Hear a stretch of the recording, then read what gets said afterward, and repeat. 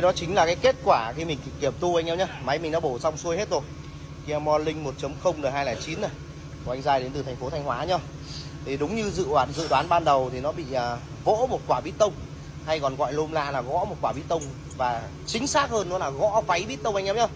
Và đây nó là kết quả của máy số 3. Anh em nhìn thấy vết gõ chưa? Nó thành 2 tầng này. Ok, em cho sang váy bên kia anh em nào. Ok, nó chỉ bị duy nhất một quả này thôi. Nghĩa là sao? Nghĩa là cái xi lanh và cái váy bít tông này nó bị xiên, nó không ăn thẳng. Làm sao ăn kia mà.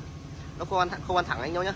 Sau khi nguội máy thì dầu nó sẽ không được giữ ở trong cái vị trí váy này nữa, nó sẽ dốc hết xuống đáy cắt te, chảy hết xuống đáy cắt te.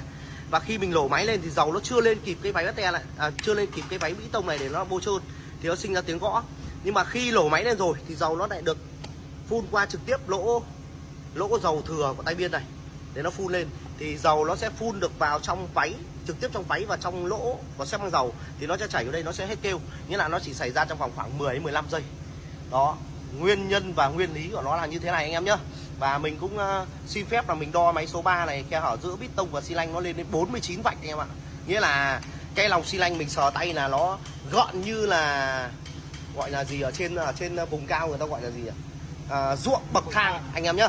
Đó, lôm la nó là như thế.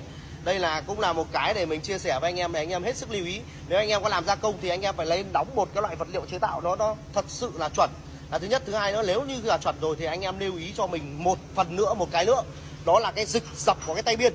Nghĩa là sao? Khi anh em siết cái tay biên này vào trục cơ thì nó phải có dịch dọc. Tất cả các thông số của nhà sản xuất nó đã cho phép là dịch dọc bao nhiêu, từ 18 đến 20 hay 30 vạch là mình phải dùng căn lá mình đo được chuẩn, nó chính xác, nó được như thế là thứ nhất. Thứ hai nữa là cái căn dịch dọc của trục cơ anh em nhá. Đấy, như cái con này nó rơi vào tầm khoảng 42 vạch căn dịch dọc trục cơ, nên là anh em nếu mà để quá cái phạm vi đấy là nó sẽ vén váy, nó vỗ váy anh em nhá. Đó, tiếp đến là cái bơm nhớt. Nhấc đây bơm nhớt này, bơm nhớt đây anh em nhá. Anh em nhìn rõ vết xước chưa? Nghĩa là cái lưng ngoài mình đã đo nó lên đến 15 vạch. Đặt cái vạch ngoài vào đây. Nghĩa là cái vành ngoài này, cái vành ngoài của bơm này ăn với lại cái vành của vỏ bơm là nó lên đến 15 vạch. Đó, còn đường kính răng trong thì vẫn đạt 4 vạch. Đó, và lật lên vết xước anh em, vết xước. Và đây nó chính là vết xước anh em nhá. Đó, và đây vết xước đây. Đó, này cũng liên quan đến một phần mất áp.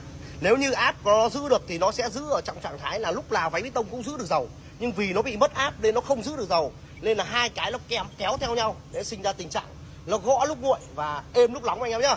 Và chạy là cái kèm theo tình trạng là lì nếu như nhà anh ở trong vùng đó thôi, chứ nhà anh ở trên vùng cao, bò đường dốc nhiều, đường núi nhiều là chắc. Thì mình sẽ lau sạch đi cho anh em xem cái vết xước rõ ràng như ban ngày như thế này.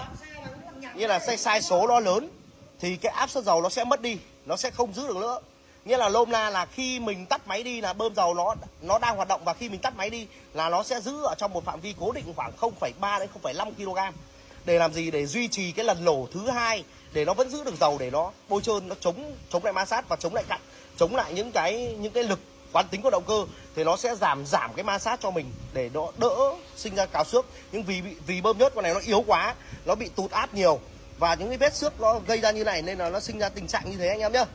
Đó, lên lôm la nó là như thế. Nói tóm lại là con này là đại tu là hết bệnh anh em ạ, 100% là hết bệnh, và bảo hành luôn cho anh Giai 20 vạn km luôn. Cam kết nó là như thế anh em nhá. Ok, xin chân thành cảm ơn.